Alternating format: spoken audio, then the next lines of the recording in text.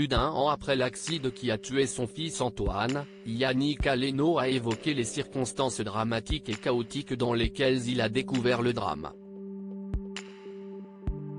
Si est un tragique accident de voiture que ne cesse de ressasser Yannick Aleno depuis qu'il est survenu le lundi 8 mai 2022.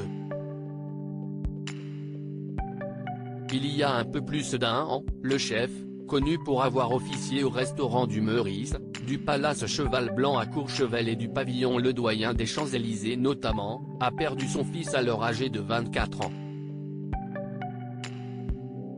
Celui-ci a été percuté sur son scooter, alors qu'il était à l'arrêt à un feu du 7e arrondissement. Il a été renversé par un chauffard alcoolisé et sous l'emprise de stupéfiants.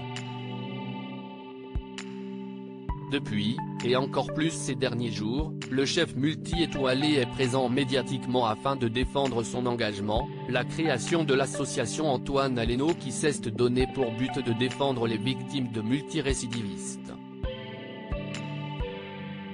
Les circonstances du drame ce lundi, il était d'ailleurs présent dans les studios de RTL et a été ému aux larmes par l'humoriste Philippe Caverivière qui a raconté une anecdote fortement symbolique sur les dernières heures de son fils Antoine. Il a aussi raconté une terrible expérience qui lui était arrivée après le drame puisqu'il a reçu une facture de l'ambulance qui l'a mené jusqu'à l'hôpital. Ce jeudi, c'était sur le plateau de Télématin que Yannick Aleno était invité sur France 2.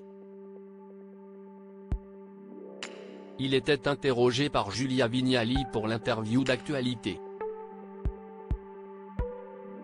Justifiant son combat contre les chauffards, le père endeuillé est revenu, un an plus tard, sur les circonstances de l'accident qui l'ont privé de son fils Antoine Aleno.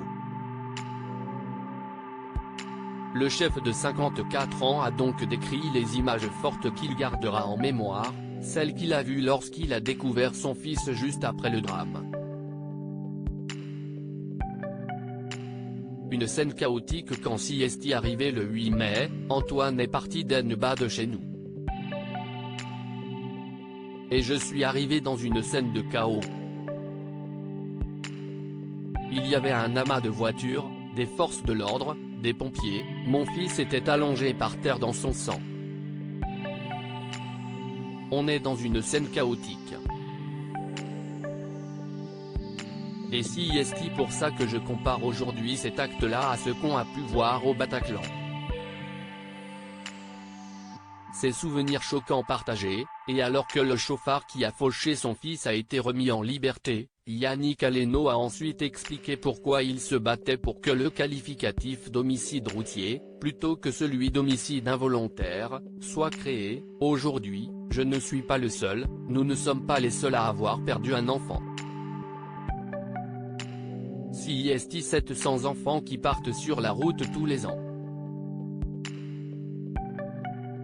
Donc si est 5 Bataclan qui partent chaque année sous nos yeux. Et d'entendre parler d'homicide involontaire, si est juste insupportable. À lire aussi Yannick Aleno ému aux larmes par une anecdote de Philippe Caverivière sur son fils Antoine.